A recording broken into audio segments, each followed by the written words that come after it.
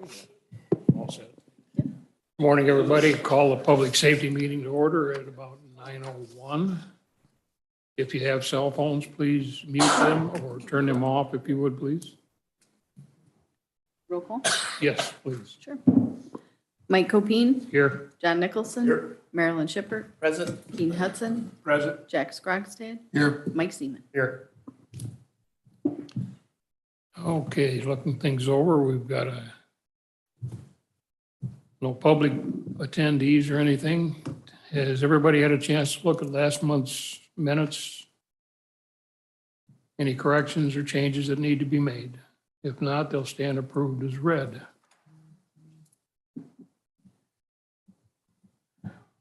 And it looks like we're going right into the department head reports, I think.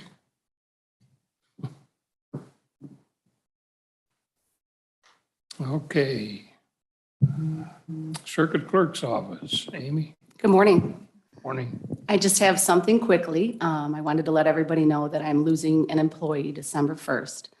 I was able to hire a replacement very quickly because I just went through the interview process last month. So she started November 7th. So we will have about 3 or 4 weeks that she can train until my other employee leaves. So that will help my office immensely. And that's all I've got. Any questions? Any budget implications with? No, I have money in another fund outside of County General. Okay, thank you. You're welcome. Did you say November 7th? November 7th, she started, yes.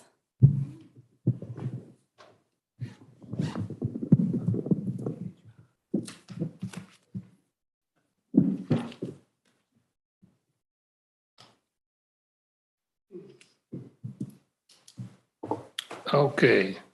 No more questions, I guess, Amy. We'll move on. Emergency Management, Mr. Lally. Nothing but what's on the agenda. Okay. I'll tell you what, it doesn't appear that we have a lot. If you want to go ahead. Amy, did you care to do a report on anything else other than that, or is that the? Nope, that's it. Thank you. Okay, all right, thank you. Yeah, let's just go ahead and go through the reports as we hit each department head, then we'll have it out of the way. Go ahead. Do you want to go over the replacement drone? Is that? Yes, please. In your packet was information on the replacement drone. I think it was discussed here last meeting, but we were unable to vote on it because I didn't get it in time for the agenda. So we did have a unintentional hard landing with the drone we have. Their parts are limited for it. It's out of production. There's still parts, but they're limited. And then we're looking to replace that drone with an updated version, and that's in your packet. Also, again, we've had good luck with DJI and the vendor Airworks. So it would be $20,999 to replace that. I was lucky enough to see this replacement drone fly in Galena for the Galena Parade. Winnebago County Sheriff's Department owns a M30T, and the resolution compared to what we have, I can't explain how much better it is. It's like watching old-fashioned TV and watching 8K today. It was just marvelous, and it has tracking features on it. Gentleman was asked to leave. They put a marker on him, and the drone flew and watched him as he left the event. So a lot of capabilities. We've trained some people at the Sheriff's Department, some deputies, become very good with flying. They don't even call me anymore. They go out to the garage, they grab it, they go out. They had a car that was pinging. They wanted to locate a vehicle, and it was in a cornfield, and they just grabbed the drone. They went out and flew, tried to check for it. It's supposed to be a lady missing with 2 kids in the car. So they're good enough. They're getting well-versed in it. They're just grabbing it and going. So it's an asset we need. I really think it comes in handy. Search and rescue, we can use it at fires. We can use it when we had the guy missing on the river. We flew the river with it. There's so many uses for it. It's just whatever your mind can come up with. Sheriff, if you have any additional input? I think just to add to that is I would also recommend, and I know it was discussed last month about trying to repair the old one, and I think that repair costs are what, Kevin, $800 or $900? $890. To have two, that way we've got a training aircraft and then the other one that Kevin's bartering for right now, so that more and more deputies are getting trained on the older one. It's not that uncommon to have two, and certainly the controls are very similar to both. It's just that one is, like Kevin said, the resolution is amazing. So We've had 3 and 4 drones out flying at the same time at a location where we've had a lost person. We split things up. We have an air boss, and they take each section and fly in their own section. So again, it saves time. You talk about weather like this, if you got a 3-year-old lost out there, time is of essence, so. When you, Mr. Nicholson. you have a Yeah, question? I don't ever want to equate lives with money, but I was just wondering where that $20,999 is going to come from. Do you have money, you don't have money in your budget for that, do you? That's Kevin? correct. In the board action request form, I listed that it could come out of either ARPA or general fund. And I don't know if the ARPA committee is basically closed. Well, I think that would go to capital. Well, ARPA monies went to capital and it would Yes. come from that. Would be That- my take on it. I have no problem with that at all. I'm just Okay. asking the question. Stacy, did you have a question? No, I didn't. Okay. Kevin, when you've got multiple drones flying like that, can they be programmed to stay within a certain distance from each other, or how do they, so we don't have mid-air collisions or anything? Right. The air boss hands out a map and says, basically, you stay on this side of Route 26, you stay on this side of 26. And then drone number 1, you're allocated 250 feet airspace, so you're going to go up to 250. The other drone's flying at 200. You can't go above that. So that way if they cross for some reason, they don't hit each other. But they do have avoidance systems on them. If you would fly that drone towards a wall, it will stop and back up, not hit the wall. You know, I think it's something that is needed. And I would also concur with the sheriff's comment about repairing the old one.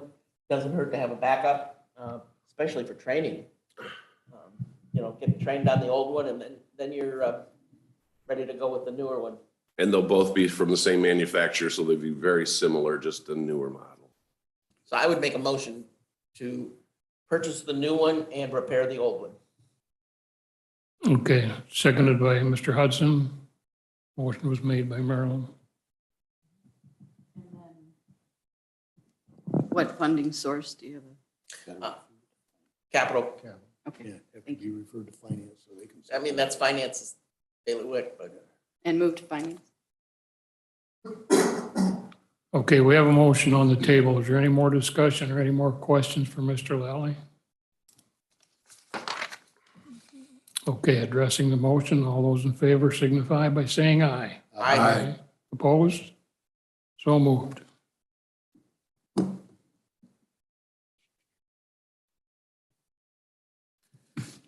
Okay, probation.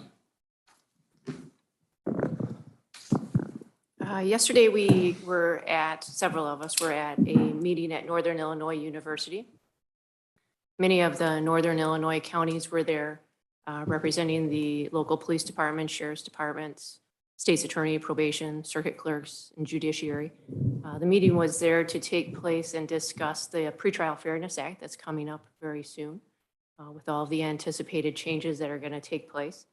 There's a lot of legwork that's in motion amongst all of the departments throughout the county for this to take place. So each department here, I know they might talk about it later, but there's a lot that's going on with that. Our office is going to see an impact. I had mentioned previously, we don't necessarily need any additional staff at this time.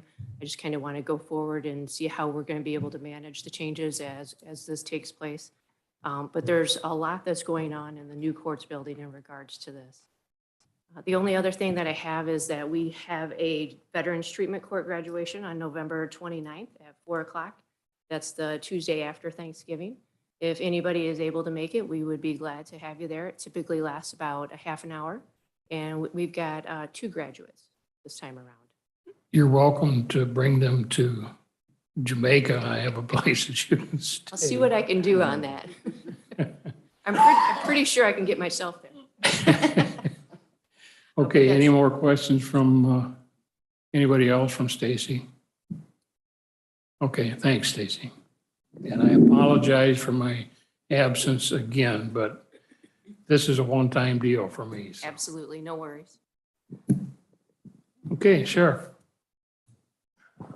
Morning. I'll start off with the Stuff the Squad event we had on Saturday, organized by Lori Miller and the Wellness Committee, and some Sheriff's Department personnel showed up as well on a snowy morning.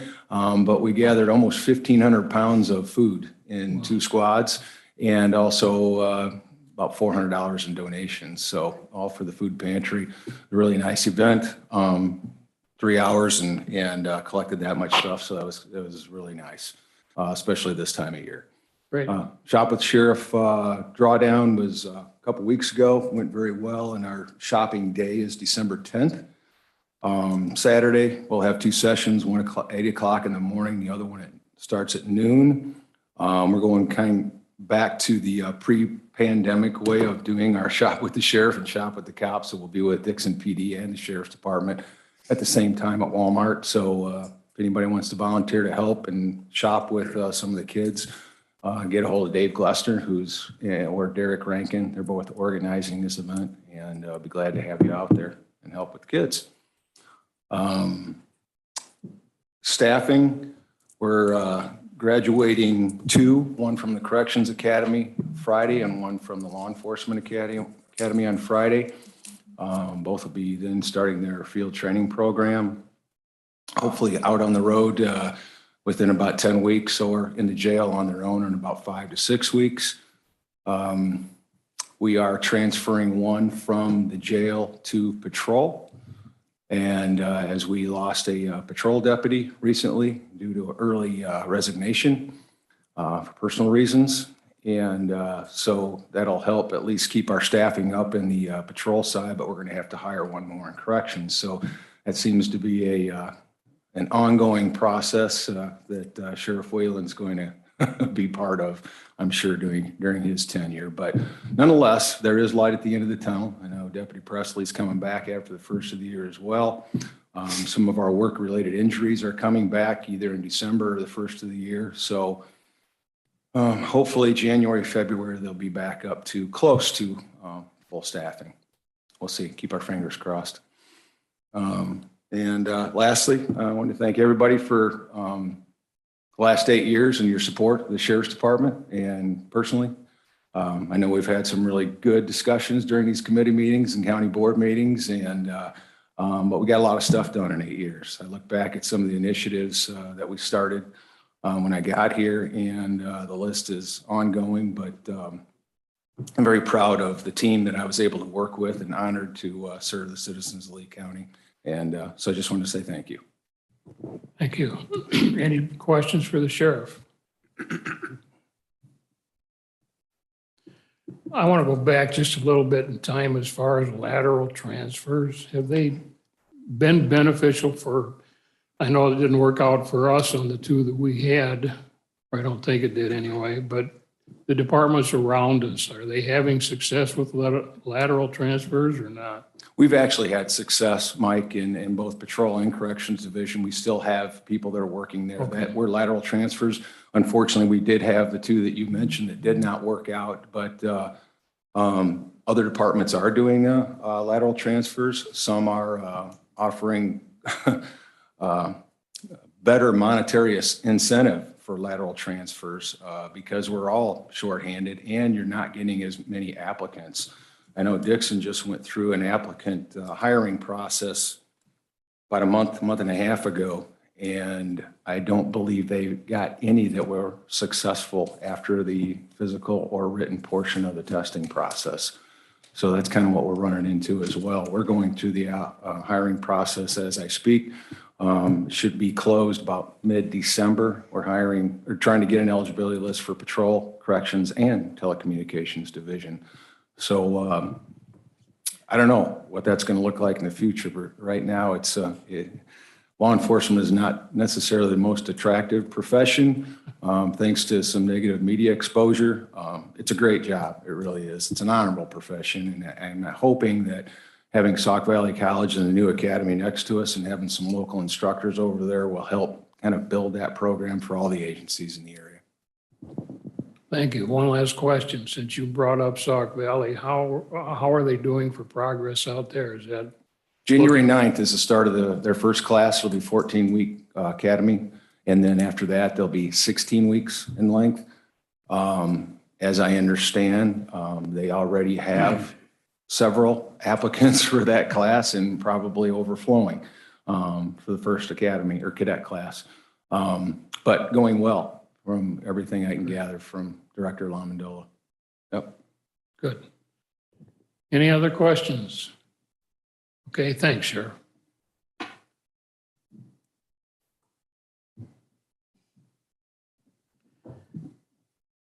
Mr. Boonstra, do we have anything on the update on our abandoned property stuff? I know it fell under the sheriff, but I forgot to ask him, so I'll ask you because you're up next. I don't think there's much of an update when it comes to that. The last correspondence that, holy cow, that changed now, huh? Okay. I thought I was hiding back here, no longer, okay. Don't like that, okay. So the last that I had heard was a couple weeks ago, and I believe Wendy, maybe yourselves were included in that email. Other than that, I think we're just kind of moving forward and kind of seeing where things are going to land in terms of the Route 30 property. And I don't believe that there's much more to give in terms of information at this point. I will just add to that real quick, although I know Charlie still needs to give his report, but FYI, the first property that we tackled in Compton, which is the property that had a severe fire in it, that was demolished over the last 10 days. And the basement filled in and fill dirt was piled on, and we're waiting for that to dry out and settle, and it'll be leveled out, and then we'll be ready for next steps. I'll be turning to the board to inquire about where they want to go with that property now. But at least we've got the home demolished. The unsafe condition has been mitigated, so. One thing I think to consider as we move forward as well, the vote last month with the one property with the Joseph E. Myers is we've got to figure out how we're going to approach that property too, because it does need to be cleaned up. And we did just receive the deed for the an additional property that we took through the Joseph E. Myers process. So that's also on our radar. Yep. So I'm working through that one right now, asbestos mitigation, et cetera. Any questions? Okay. Thanks, Charlie. We'll just keep going and go ahead with your report if you'd like to. Yeah. Like Amy, I'm going to be losing an employee in January. Dawn Griswold's going to be retiring from my office. As a replacement, I'd like to thank Amy for donating one of her employees to my office. That new employee will be starting December 1st. And again, to Marilyn's point, there shouldn't be an impact on the budgetary constraints. We should be covered in that regard. So thanks again, Amy. I would also echo Stacy's sentiments when it comes to the Pretrial Fairness Act. For all intents and purposes, our county seems to be ahead of the curve when it comes to preparation. I've heard from multiple people when they went to this conference or training, as you call it, at NIU yesterday, that there are several things that a lot of our surrounding counties have not been approaching, not been meeting on, not actually been preparing for as it comes to January 1st. And I think we're fortunate with the leadership that we have in this county that myself, in terms of meeting, myself, the law enforcement, sheriff has been a part of this, Dixon Police Department's been a part of this, the judiciary, the public defender's office, the circuit clerk's office, Stacy from probation. We've all been meeting and trying to prepare for what's coming in January 1st. And I think we've done a really good job of working through those scenarios, working through whatever hiccups may be coming up. Along those same lines, you may have heard in the last month, we've also joined in the lawsuit with the Safety Act, and we're hoping to have some type of decision on or about December 15th or shortly thereafter. So hopefully some traction there. I looked through some of the constitutional issues that came up with the passage of the Safety Act, Pretrial Fairness Act. And there's a lot of merit to the unconstitutional stance that has been taken, and we're hoping that the court will side with us on that. But in any event, there's still negotiations in terms of trying to amend Safety Act and trying to adjust for the public safety issues that we saw moving forward in terms of having the discretion of the judges to be able to hold somebody. There's a whole, I'm sure, couple hours worth of discussion that we could have on that, but I think we've done that over the last several months in discussing it. But just thought you all should be aware that the department heads in the multiple departments in the county have been doing a really good job of getting ready for it. Should it come to fruition, and I think a great majority of it will come to fruition on January 1st, if not all of it. So kudos to them. Any further questions? Okay, thanks, Charlie. Okay, I don't think we have anybody here. We have the judges or the coroner or the. So let's go into some unfinished business. Does anybody have anything to be covered under unfinished business?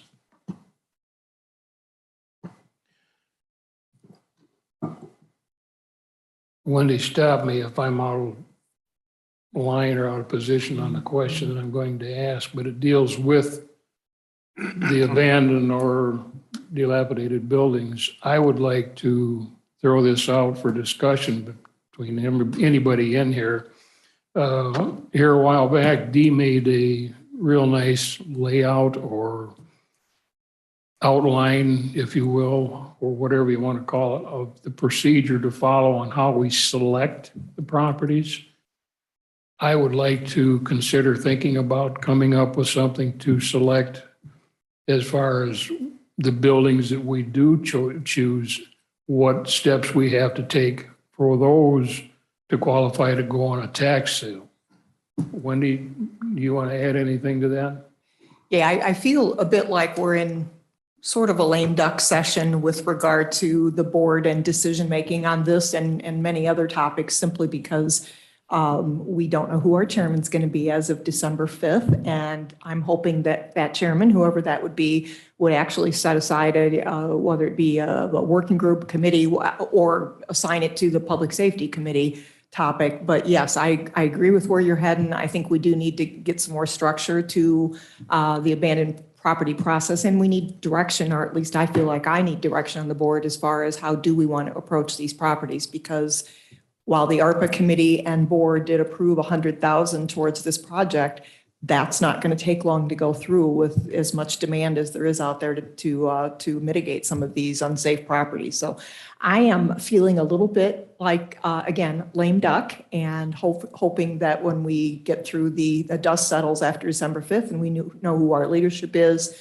that we can get some questions on how to structure this and go forward. But I agree with you, Mike, it needs to be addressed.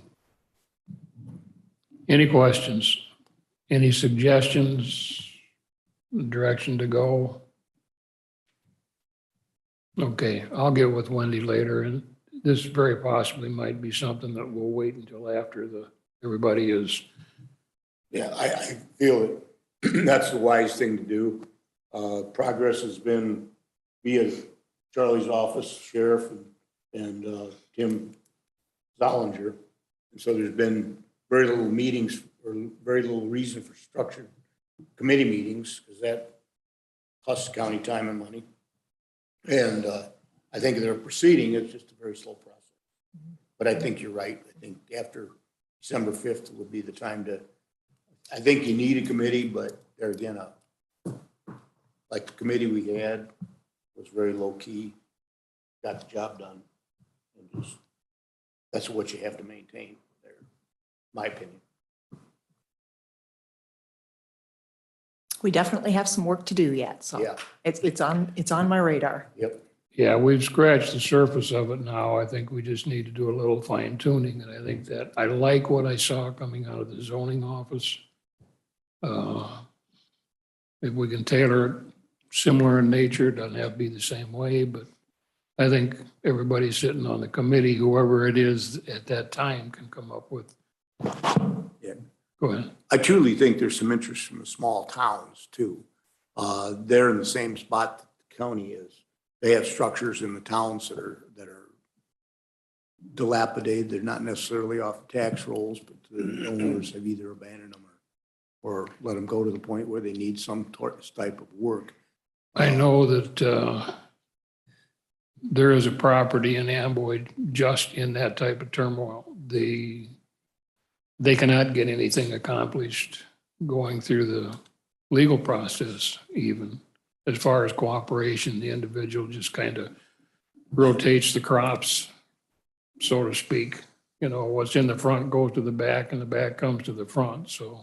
Well, fortunately, the county had the revenue via ARPA to do something with it, at least maybe to show, put the fear of God in a few of these people who maybe are cleaning up their homes, and to have money in reserve to do something with them, such as the Compton property and the others that are mentioned.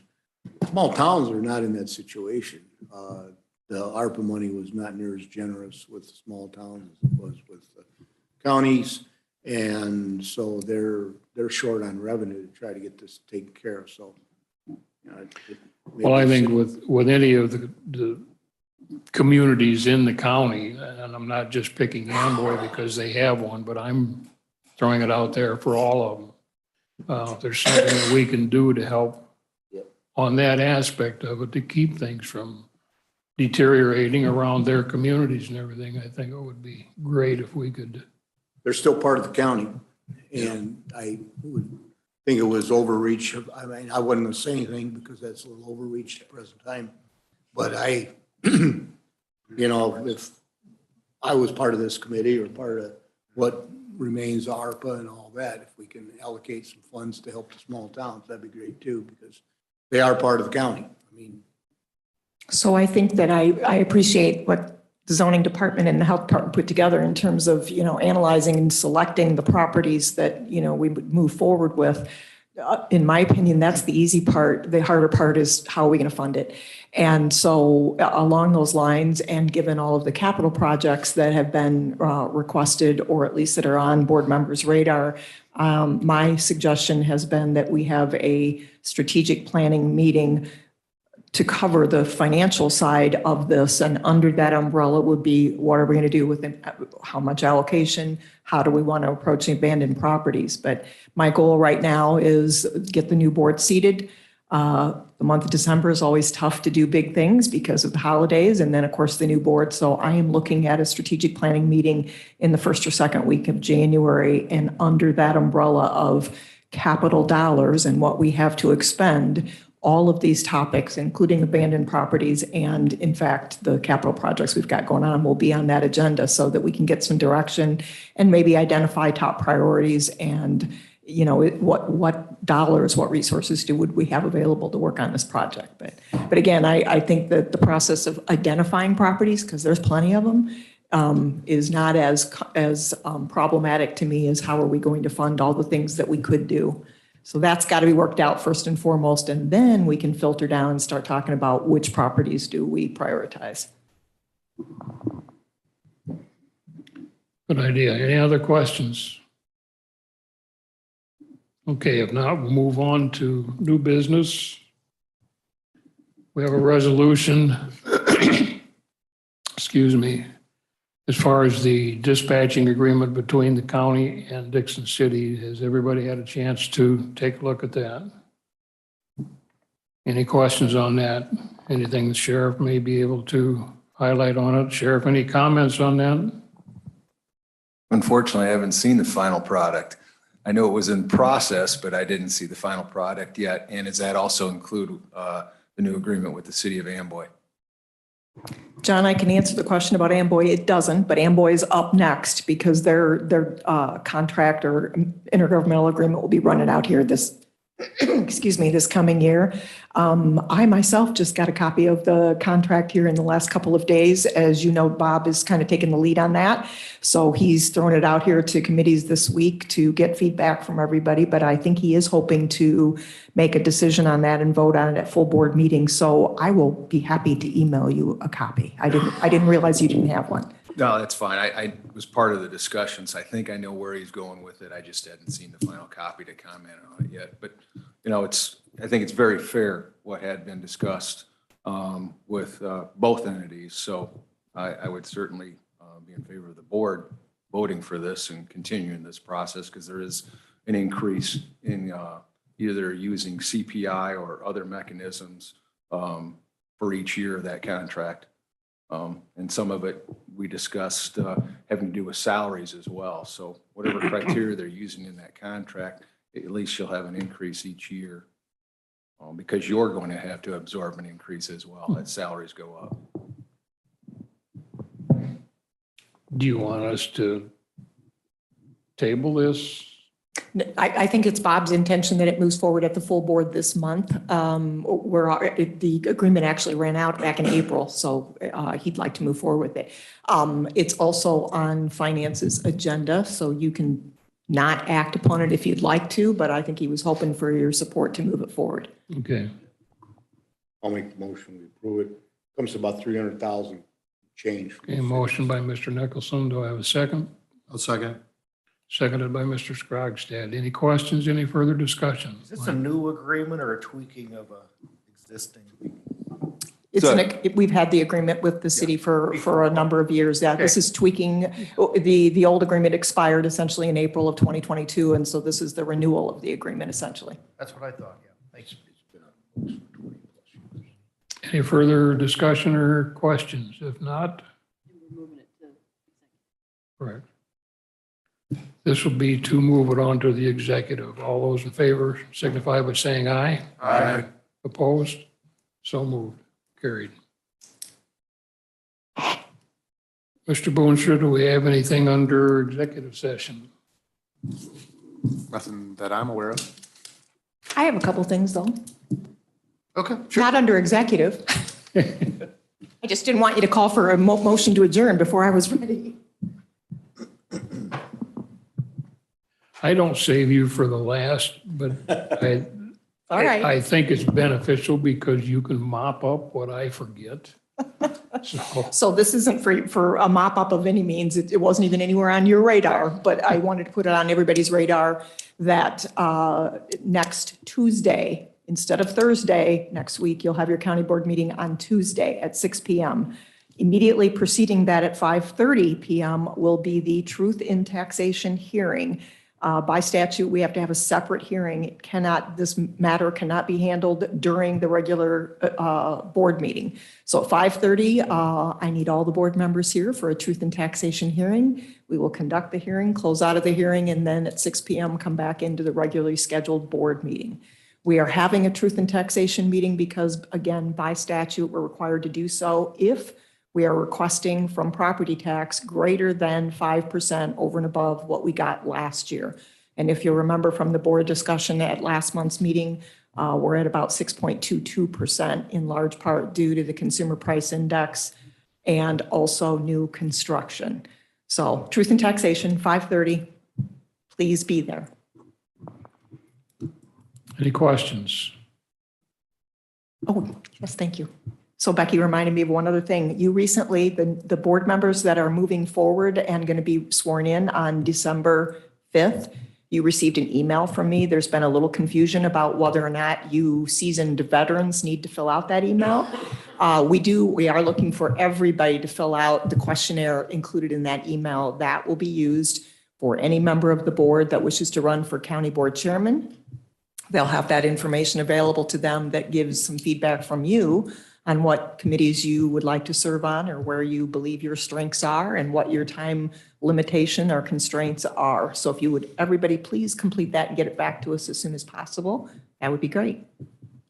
And December 5th reorganizational meeting, as I said in that email also, put that on your schedule. Any other questions? If not, I'll entertain a motion to adjourn. So moved. Second. Okay, so moved by Marilyn, seconded by Jack. All those in favor signify by saying aye. Aye. Those opposed?